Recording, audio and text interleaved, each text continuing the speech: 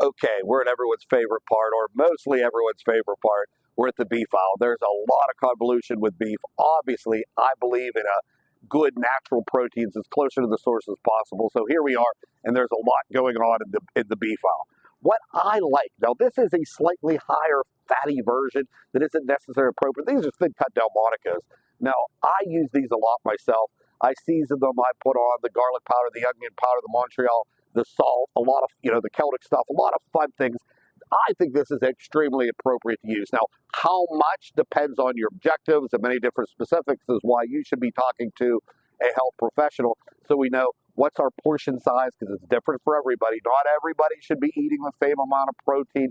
You hear well, everyone should eat 25 grams a meal or never eat more than 30 grams, or your protein should never exceed this, or eat 1 pound per gram or 1 gram per pound of body weight. It goes all over the place. So you really need to look at yourself for any amounts, whether it's protein, sodium, water, carbohydrates. I love the Delmonico. I like to grill it. The red meat once a day. This is red meat. Red meat's okay to eat. I like this.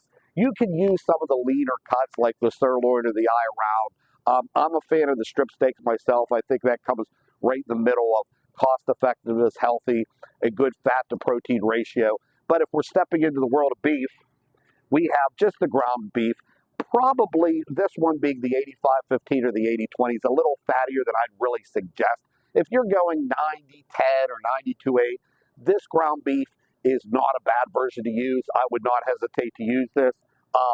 The fattier, though, you're just getting now where you're starting to introduce too much fat, which isn't necessarily a bad thing, but I like to keep the ratios somewhat healthy. But again, everybody's fat intake varies on different specifics for each person.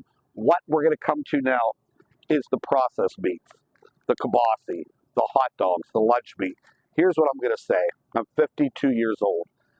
In graduate school, which I was in 1999, so this was literally 25 years ago, I had a professor tell me, and I remember this long, 25 years ago, he said it would be hard for science to come up with a food that could legally be served to humans that had less nutritional value than processed meats.